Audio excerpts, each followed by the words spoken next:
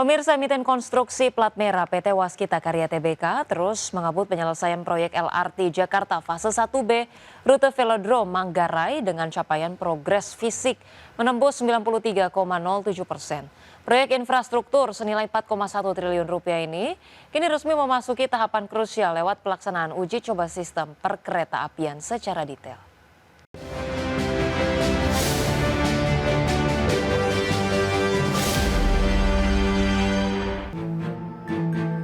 Akselerasi pembangunan moda transportasi modern di kawasan metropolitan DKI Jakarta kini semakin mendekati tahap akhir penyelesaian. Berdasarkan laporan resminya, pihak Waskita Karya bersama PT Jakarta Propertindo atau JAKPRO telah memulai rangkaian testing and commissioning. Uji coba lintasan perdana ini dilakukan sepanjang 3,6 km yang menghubungkan stasiun Velodrome hingga kawasan stasiun Pramuka. Direktur Utama JAKPRO Iwan Takwin menegaskan bahwa tahapan pengetesan komprehensif ini wajib dipersiapkan secara matang guna menguji integrasi persinyalan, kelistrikan hingga sistem komunikasi kereta sebelum dioperasikan secara komersial.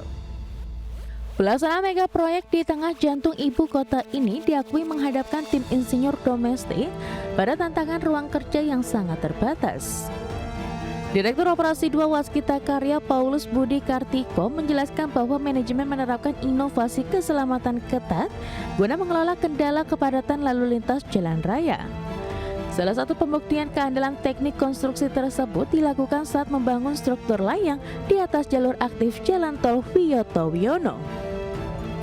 Dengan mengoptimalkan jam kerja malam hari, Waskita memanfaatkan metode balance cantilever dengan bentangan horizontal atau span sepanjang 120 meter. Penerapan sistem manajemen pengamanan serta survei monitoring berkala setiap hari tersebut pada akhirnya berhasil membuahkan hasil membanggakan berupa capaian zero accident. Dalam perkembangan terbaru lapangan, hasil uji coba perjalanan kereta atau train run dilaporkan mampu melaju dengan lancar menggunakan pasokan daya listrik penuh. Keberhasilan interkoneksi ini sekaligus menandai kemajuan arsitektur infrastruktur Indonesia yang mampu meramu moda transportasi massal berdampingan dengan jalur logistik existing. Manajemen Waskita optimistis kehadiran LRT Jakarta fase 1B akan memperkuat konektivitas antar wilayah sekaligus mendorong peralihan massal masyarakat ke transportasi publik. Berbagai sumber, IDX Channel. Kejaksaan Agung resmi menahan mantan Kepala Badan Gizi Nasional, Dadan Hindayana beserta dengan mantan Wakil Kepala BGN, Lodewijk Pusung dan Sony Sanjaya dalam kasus dugaan korupsi tata kelola program makan bergizi gratis. Ketiganya disangkakan melakukan intervensi, verifikasi hingga terafiliasi dengan sejumlah Yayasan Satuan Pelayanan Pemenuhan Gizi atau SPPG. Direktur Penyidikan Jampitsus Kejagung Syarif Sulaiman Nahdi mengungkapkan mantan Kepala BGN Dadan Hindayana dan dua ex-wakil Kepala BGN Sony Sanjaya dan Lodewijk Pusung bukan hanya mengintervensi. Ketiganya diduga mendapatkan uang miliaran setiap hari dari afiliasi dengan sejumlah yayasan SPPG. Selain itu, ketiga tersangka juga diduga melakukan intervensi kepada pejabat pembuat komitmen atau PPK sehingga ditemukan dugaan adanya penggelembungan harga barang dan jasa saat proses pengadaan. Yayasan tersebut terafiliasi diantara yang dimiliki oleh saudara DH, saudara SS, dan saudara LP. Bahwa selain menggunakan yayasan yang terafiliasi tersebut, saudara DH bersama-sama dengan saudara SS dan saudara LP dalam melakukan proses pengadaan baik barang dan jasa di BGN secara melawan hukum, melakukan intervensi kepada BPK, sehingga dalam penyusunan KAK pengadaan barang dan jasa pada BGN tidak disusun sesuai kebutuhan real di lapangan dan adanya markup harga pengadaan. Pemirsa, terkait dengan penetapan tersangka mantan Kepala Badan Gizi Nasional Dadan Hindayana beserta dengan dua mantan Wakil Kepala BGN dalam kasus dugaan korupsi tata kelola program MBG, Menteri Hukum Supratman Andi Aktas mengatakan bahwa Presiden Prabowo Subianto telah berkali-kali mengingatkan pada para pejabat untuk tidak melakukan praktik curang. Supratman menegaskan pemerintah menghormati dan menyerahkan sepenuhnya penanganan perkara tersebut kepada aparat penegak hukum. Meski demikian, Supratman mengingatkan semua pihak agar asas praduga tak bersalah dalam penanganan perkara korupsi atau dugaan korupsi tata kelola MBG tersebut tetap diutamakan. Prinsipnya kan kita negara hukum ya, jadi Presiden sudah berkali-kali mengingatkan jangan melakukan hal-hal yang tidak, dan kita sekarang kan masih proses praduga tak bersalah. Kita serahkan kepada mekanismenya ya.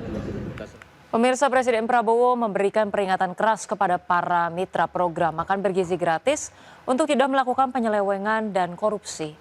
Prabowo memastikan akan menindak tegas para mitra MBG yang membandel dan minta BPKP, PPATK, KPK, dan Kejaksaan Agung untuk memperkuat pengawasan dan menindak setiap penyimpangan dalam pelaksanaan program MBG. Mitra yang yakin dia mitra yang baik, angkat tangan.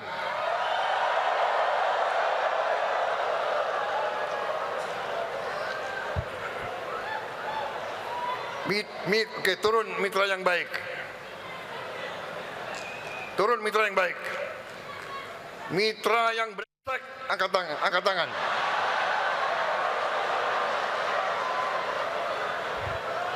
Mitra yang brengsek, angkat tangan.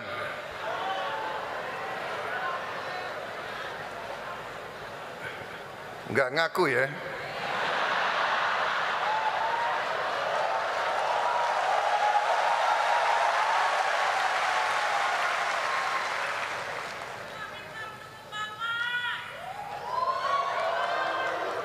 Saudara-saudara, kalaupun saudara mitra yang baik tapi tidak mau ngaku,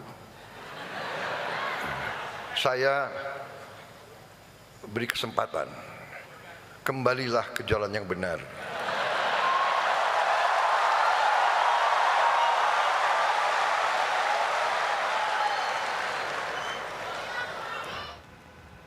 Pemirsa, Menteri Keuangan Purbaya Yudi Sadewa menilai pelemahan rupiah saat ini lebih didorong sentimen negatif pasar dan akan menguat seiring dengan fundamental ekonomi yang tetap terjaga. Guna menjaga stabilitas nilai tukar rupiah, Purbaya siap meningkatkan koordinasi dalam KSSK.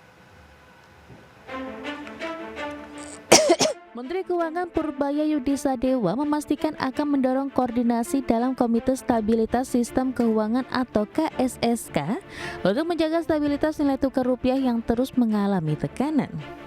Menurut Purbaya, meski kewenangan menjaga stabilitas rupiah tetap berada di tangan Bank Indonesia, namun jika diperlukan koordinasi yang lebih intensif, KSSK akan mengambil langkah untuk memperbaiki kondisi nilai tukar rupiah. Purbaya menyebut pelemahan nilai tukar rupiah lebih banyak dipicu oleh sentimen pasar dibandingkan kondisi fundamental ekonomi nasional. Beredarnya berbagai isu dan spekulasi negatif sempat mempengaruhi persepsi pelaku pasar. Purbaya meyakini seiring fundamental ekonomi yang stabil, rupiah akan kembali ke levelnya. Ya Mas Pak, saya Bapak sebagai ketua ngelihat ini makin lemah terus Pak, bahkan mau 18.000 Pak. Kalau Pak Peri sendiri ngomong Juli baru menguat. Nah ini selama Juni ini berarti bisa 18.000 lebih ya Pak? Wah, kalau kita lihat kan tiba-tiba aja penguatan pelemahannya 1-2 hari ini kan. Terus ada isu macam-macam, ada rumor macam-macam di pasar. Ada yang bilang saya suruh perbankan melakukan stress test kalau rupiahnya 18.000 lebih. Padahal saya nggak pernah isu seperti itu. Jadi banyak isu-isu di pasar yang membuat sentimen ke rupiah negatif. Tapi kalau kita lihat, kewajiban saya adalah menjaga fondasi ekonomi aja, supaya ekonominya berjalan terus semakin cepat. Karena pada akhirnya kita percaya rupiah akan ditentukan oleh fondasi ekonominya. Pada penutupan perdagangan Rabu sore, nilai tukar rupiah ditutup melemah 127,5 poin atau 0,71% ke level 17.966 per dolar Amerika Serikat. Berbagai kebijakan yang diambil Bank Indonesia dan pemerintah nyatanya belum mampu memperkuat nilai tukar rupiah terhadap dolar Amerika Serikat. Dari Jakarta, Raharjo Patmo, IDX Channel.